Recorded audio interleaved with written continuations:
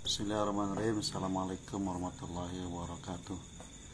Pada malam hari ini, malam Kamis, sambil menunggu rekan-rekan kita yang akan melaksanakan rutinitas riadoh, ada baiknya kita isi dengan berbincang-bincang dengan sahabat saya, berbincang-bincang tentang yang banyak dibahas oleh kalangan orang-orang yang belajar thariqah, yaitu tentang apa yang dimaksud dengan takholi, ya, tahali dan tajali, itu kan ya bahasanya ya. Semoga penerangan dari kawan saya ini yang ganteng menambah wawasan buat kita semua. Terima kasih. Bilangin dong, belum punya istri. Belum punya istri dia loh. Promosi.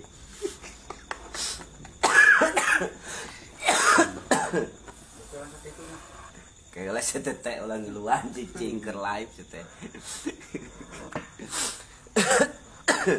Ya baik, terima kasih. Ini tiga istilah atau tiga konsep yang diperkenalkan oleh Imam Ghazali dalam Ihya Ulumuddin sebenarnya. Dan kitab Ihya Ulumuddin ini kitab yang lazim dipelajari di pesantren. Artinya pendapat-pendapat Imam Ghazali dalam Ihya Ulumuddin, dalam Bidayatul Hidayah, dalam Minhajul Abidin, ya, dan dalam kitab-kitab yang lain itu sebenarnya dipelajari di pesantren. Seharusnya yang menjawab ini kiai. Akan juga saya kan bukan kiai. KH. Saya HK, hampir kiai. Baik, kita bergerak dari konsep yang pertama, yaitu takholi. Secara umum kalangan pesantren menerjemahkan takholi sebagai proses pembersihan dari sifat buruk. Itu yang saya ketahui secara umum, ya, dari berbagai kitab. Intinya itulah, bahwa takholi itu adalah pembersihan diri dari sifat buruk, ya. Sebenarnya membersihkan diri dari sifat buruk agar full hilang, ini sebenarnya hal yang tidak mungkin, karena rohani ini memiliki rasa sudah satu paket, rasa baik dan rasa buruk. Satu paket. Iya, seperti kiri dan kanan, ya. Satu pasang itu. Seperti juga Romi dan Yuli sepasang, cuma saya sendirian. Seperti juga apa sih yang sepasang lah, pokoknya yang tidak bisa terpisahkan. Ini punggung tangan dan telapak tangan, ya. Sepasang kan, ya, tidak bisa dipisahkan, satu paket. Demikian juga baik dan buruk. Nah, jadi yang dimaksud takholi itu sebenarnya bukan full kita membersihkan, menghilangkan total areal secara seluruh hal-hal yang bersifat nafsu atau hal yang bersifat jelek. Karena kalau nafsu nggak ada, nanti orang nggak akan bisa ingin makan dong, ingin minum dan sebagainya, ingin menikah. Ya, saya juga kan masih ingin menikah. Ya,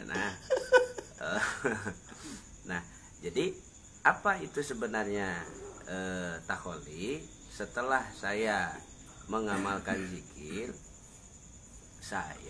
jadi awalnya saya berpengetahuan tentang takholi itu. Awalnya saya berpengetahuan tentang takholi itu saya dapat dari kitab-kitab kuning. Kemudian hari ini, beberapa tahun belakangan ini, saya mencoba mempraktekkan itu yang namanya takholi itu. Hanya untuk mempraktekkan ilmu itu kita harus memiliki ilmu. Ya. Untuk mempraktekkan pengetahuan itu menjadi semacam aktivitas, kita harus mengetahui tata caranya. Iya. Tidak bisa hanya bersifat teori dan tidak bisa hanya bersifat hasil baca. Ada guru kitab, ya, guru kitab ujungnya makrifat juga sebenarnya. Ngaji kitab itu ujungnya makrifat juga, tapi makrifat kitab.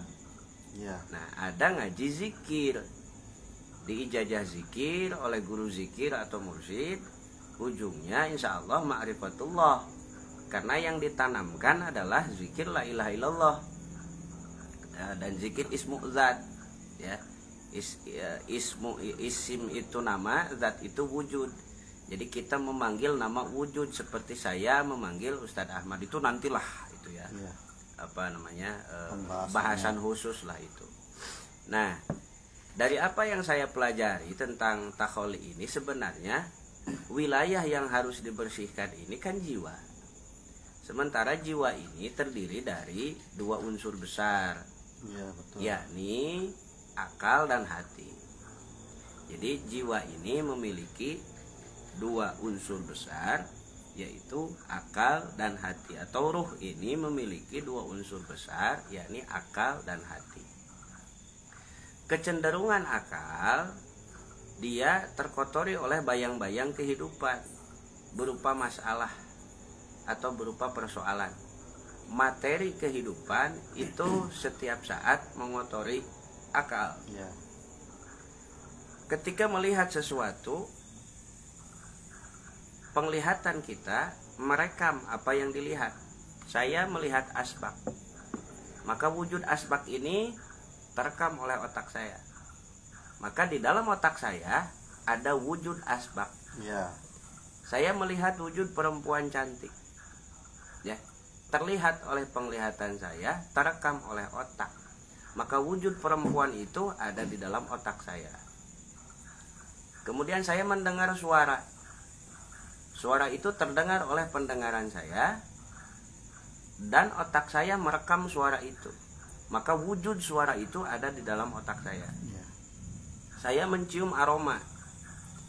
Aroma semur jengkol tercium oleh saya, terekam oleh otak saya, maka wujud aroma semur jengkol itu ada di dalam otak saya. Saya bicara. Ini lisan saya bicara. Kemudian lisan saya ini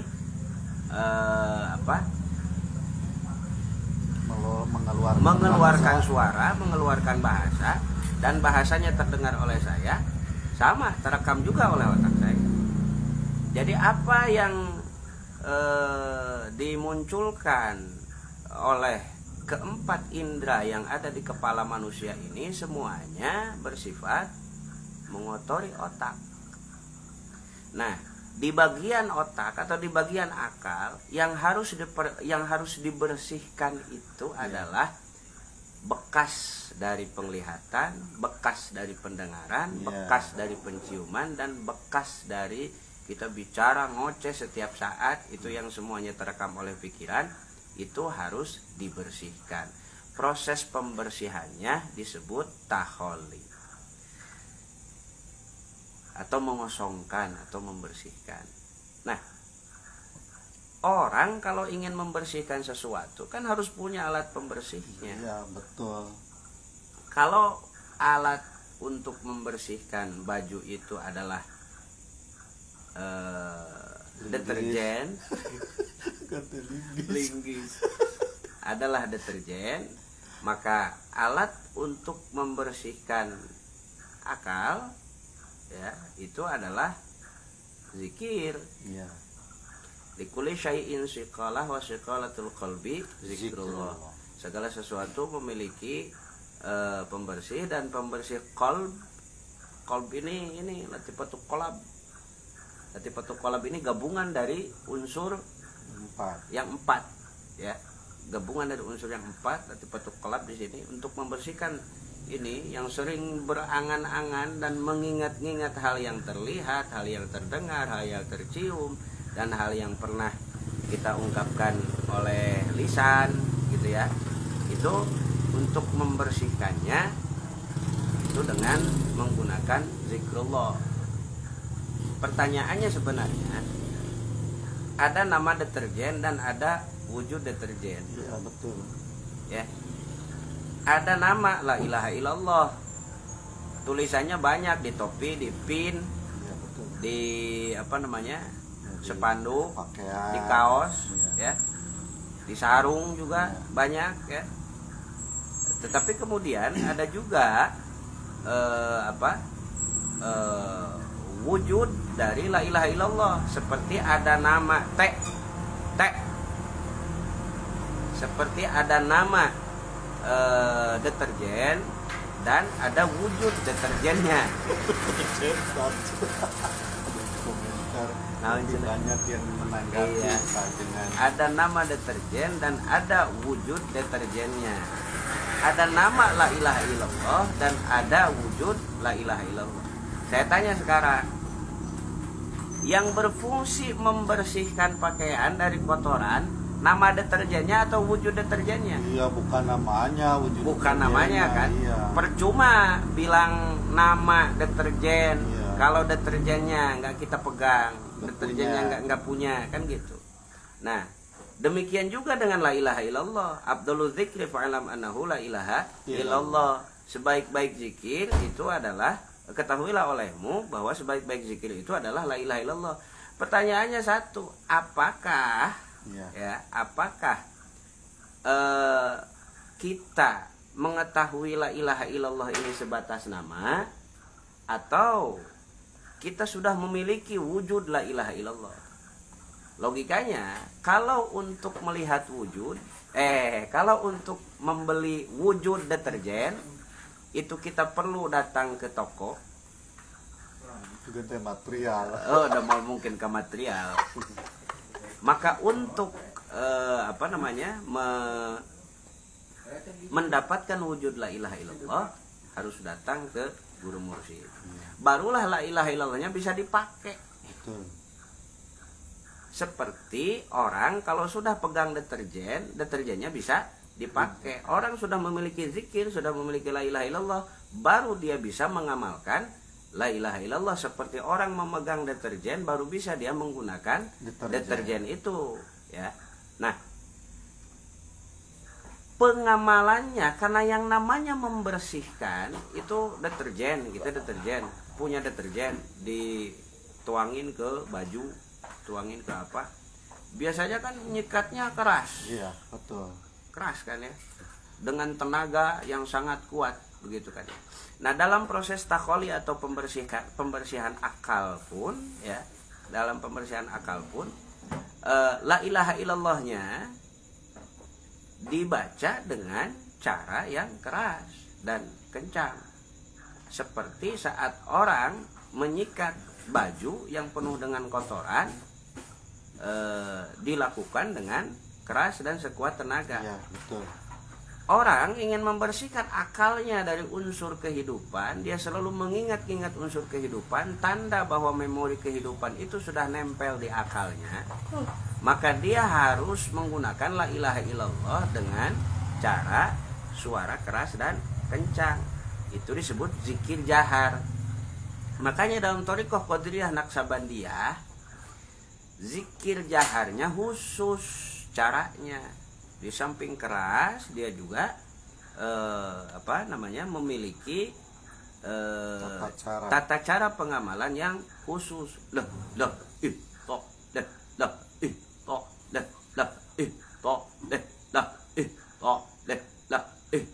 Dan seterusnya. Makin banyak itu diucapkan, makin nanti akal ini terbersihkan dari memori-memori kehidupan, disebut takholi.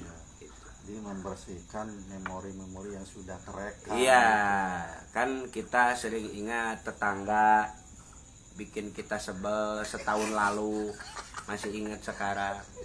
Mantan bikin kita sebel ya beberapa tahun lalu, masih ingat sampai sekarang. Iya, itu benar. Gitu. Nah, terus bagian yang kedua dari jiwa, Takholi, apa itu sih? belum selesai taholinya. Ini belum selesai. Iya. Baru nanti ke tahali. Wah, luar biasa ini. Ini pertanyaannya sedikit tapi edan teh. Bagian yang kedua dari ruh atau jiwa yang harus dibersihkan itu hati. Kalau tadi akal yang dibersihkan, yang kedua adalah hati. Nah, perintahnya sebenarnya sudah jelas itu. Idrib bi'asokal hajar. Pukulkanlah olehmu Musa tongkatmu itu ke batu. Fanfajarat min husnata asyrata aina. Maka memancarlah dari batu itu 12 mata air. Qad alima kullu unasim masyrabahum. Manusia, golongan-golongan manusia telah mengetahui di mana tempat dia harus mengambil air untuk minum. Itu dalil Al-Qur'annya. Nah, yang dimaksud tongkat di situ ya betul bahwa Nabi Musa memiliki tongkat dan itu bagian daripada mukjizatnya. Cuma kalau hanya diterjemahkan itu untuk Nabi Musa, ini kesannya Quran ini hanya dongeng kan. Makanya yang dimaksud tongkat itu sebenarnya ya la ilaha illallah, suatu alat gitu. Alat untuk memukul sesuatu yang keras. Jadi Allah memerintahkan Nabi Musa menggunakan tongkatnya untuk memukul batu. Itu sama dengan Allah meminta kepada umat agar memukulkan la ilaha illallah itu ke hati yang sangat keras. Fahiya kal hijarah au asyaddu qaswah. Kerasnya hati ini adalah seperti batu dan lebih keras dari batu. Nah, yang namanya mukul ya, ada nggak mukul begini? Aw. Yang namanya mukul kan pasti sekuat tenaga. Iya. Oh iya kan. Makanya zikir Thariqah Qadiriyah Naqsabandiyah itu kuat, tarikan suara, tarikan nafas, ada hentakan pukulan karena memang sedang memukul hati, sedang memukul nafsunya yang sulit untuk diatur, ya, seperti anak kecil yang sulit untuk diatur. Begitupun nafsu kita, hati kita ini kan lihat cewek cantik pengen, lihat mobil baru pengen, lihat orang makan seblak pengen, lihat orang banyak duit pengen ikut banyak duit. Ini kan hati problemnya, bukan penglihatan kita problemnya, ya. Nah, kemudian apa yang diinginkan itu secara materi terekam oleh akal, secara rasa netes ke hati. Jadi ada dua hal yang harus dibersihkan. Materinya itu terekam oleh akal, materi yang dilihat. Rasanya netes ke hati. Makanya akal dan hati harus dua-duanya dibersihkan atau dikosongkan. Kalau akal dikosongkan dari bayang-bayang materi kehidupan, maka hati harus dikosongkan dari perasaan-perasaan negatif berupa keinginan yang berasal dari nafsu, ya. Dimarahin orang ingin balik marah. Yang ngedenger orang marah kan telinga, yang kesel makan hati. Nah, itulah sisi itu yang harus dibersihkan. Kurang. Sisi itulah yang harus dibersihkan, ya. Itu takholi. Nah, ibarat mengosongkan gudang atau mengosongkan sebuah ruangan, ya. Setelah barang-barang bekas yang ada di ruangan itu dikosongkan, boleh dong, bahkan harus dong kita masukin barang baru. Ya, iya dong. Iya kan? Kan sudah kosong nih ruangan.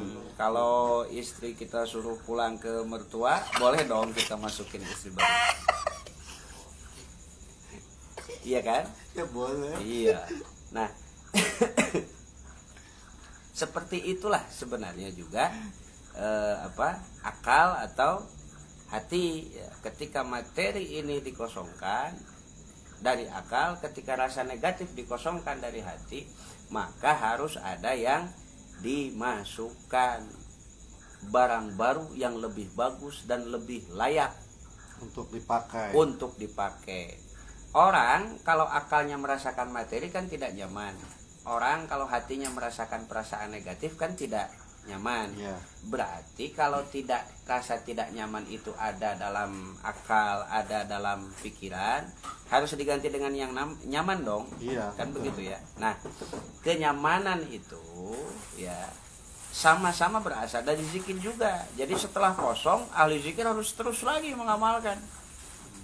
Berarti ketika seorang pengamal zikir mengamalkan zikirnya, tanpa dia sadari dia melakukan dua kegiatan sekaligus, mengosongkan dan mengisi. Luar biasa. Nah, tahali ini melakukan pengisian unsur jiwa yang sudah kosong dengan unsur ilahiyah yang berasal dari zikrullah. Itu unsur ilahiyah. Nah, kalau ruangan kan penuh dengan barang-barang. Kalau ruh atau hati atau akal nanti penuh dengan rasa. Penuh dengan rasa ilahi. Nanti nggak disuruh ngomong pun dia akan ngomong yang baik-baik. Karena sudah penuh rasa hatinya dengan kenyamanan, jiwanya penuh dengan ketenangan. Ala bidzikrillah tatmainnul qulub. Ingatlah, hanya dengan berzikir kepada Allah kita ini bisa merasakan tenang dan nyaman, kan begitu. Terus kemudian apa namanya? Aing teh ngomong naon teh. Nah, santai. Tidak disuruh ngomong pun hal yang baik-baik, dia akan ngomong hal-hal yang bersifat menenangkan untuk orang lain.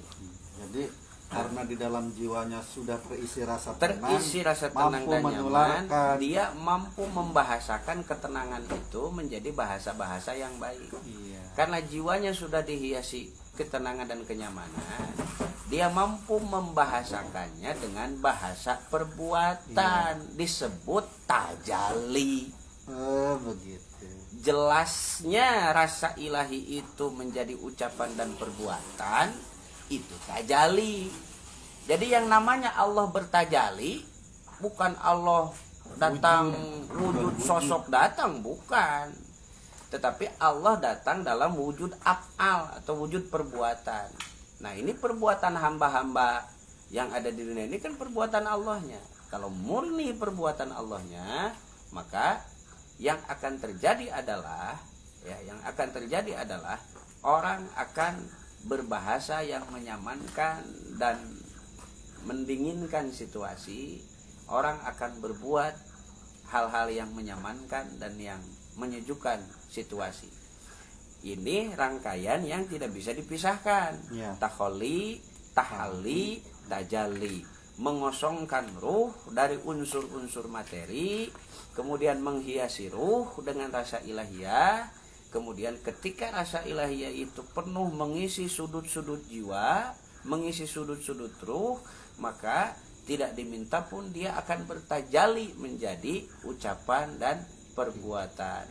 Wallahu khalaqakum wa ma ta'malun. Allah lah yang menciptakan kamu dan yang menciptakan apa yang engkau perbuat. Billahi taufiq wal hidayah. Wallahu muwaffiq ila aqwamit thoriq. Assalamualaikum warahmatullahi wabarakatuh. Ya, terima kasih untuk kajiannya pada malam kami sekarang. Kebetulan yang kita tunggunya sudah datang.